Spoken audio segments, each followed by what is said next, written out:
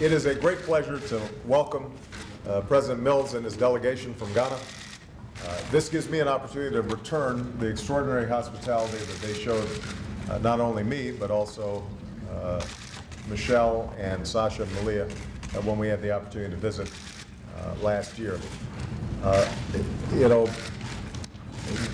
there's sometimes a tendency to focus on the challenges that exist in Africa, and rightfully so.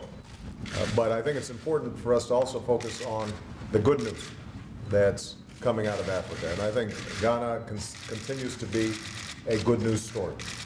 This is a country that has established a strong tradition of democracy. And President Mills and I were comparing notes. We're both up for re-election. But you know, what we agreed to is the fact that regardless of who wins and who loses, our country's commitment to making sure that the people have a voice and determine who it is that represents them in their government is what gives both our countries such strength. Ghana has proven, I think, to be a model for Africa in terms of its democratic practices. I very much appreciate the efforts that President Mills has taken not only to ensure fair and free elections, but also to root out corruption, increase transparency, make sure that government is working for the people of Ghana and not just for the few. So we're very appreciative of those efforts. In addition, Ghana has become a wonderful success story economically on the continent, in part because of the initiatives of President Mills. You've seen high growth rates over the last several years. Food productivity and food security is up.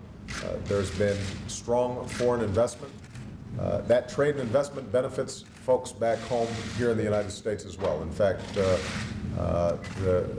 the President's government recently is collaborating with a number of American businesses to build infrastructure inside of Ghana, which will create thousands of jobs here in the United States.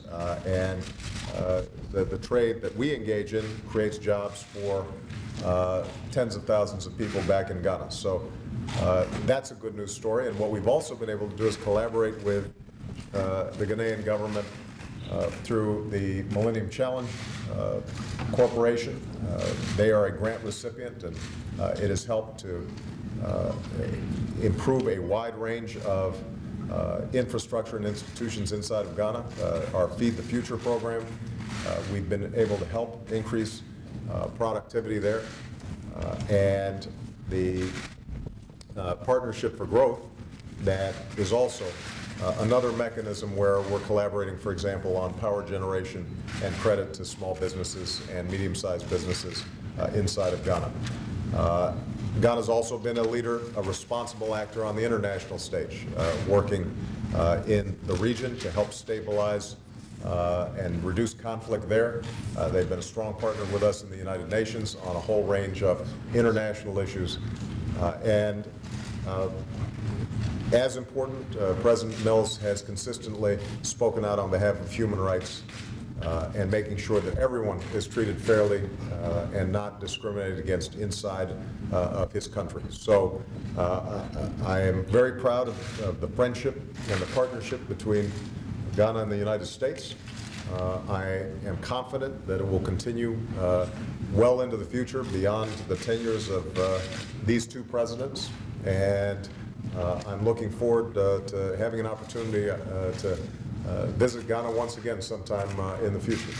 But in the meantime, Mr. President, welcome to the United States. Welcome to your delegation, and we wish you all the best. Thank you. Thank you. Thank you, Mr. President, for this very warm reception. My delegation and I are really honored to be here today. First, to say a big thank you to you, Mr. President, for the honor done us by singling us out for your visit to Africa on assumption of office. It really inspired us. And I'm also here to also thank you for the help that we have been enjoying and for the high level of cooperation and collaboration that exists between our two countries. We share the same values of democracy. We have come to accept that democracy is the only way, and democracy goes with development. And if you come to Africa, our people are yearning for only one thing: improvement in their daily lives. And there can be no development without peace, which means that we should do the things which will ensure that there is peace and that there's no room for conflict. The United States has been a model, and I'm happy that we are cooperating with one another on all kinds of fronts, and they are yielding results.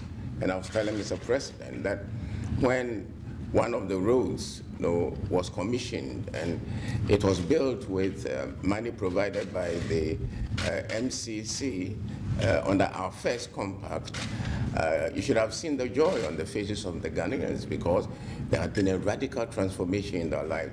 I believe that is what governance is all about, to see people happy because they now have what they did not have.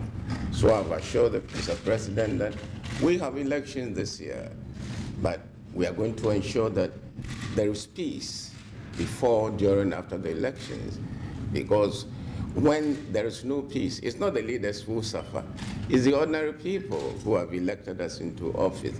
So we have a big challenge, and we know that some of our friends in Africa are looking up to us, and we dare not fail them.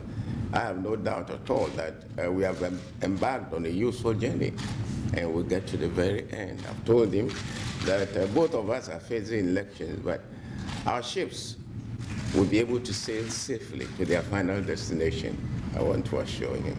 So thanks a lot for the wonderful reception. We'll go back with happy memories, and of course, this will also reassure our people that the kind of cooperation which started with Dr. Kwame Nkrumah, our first president, is growing from strength to strength. Thank you.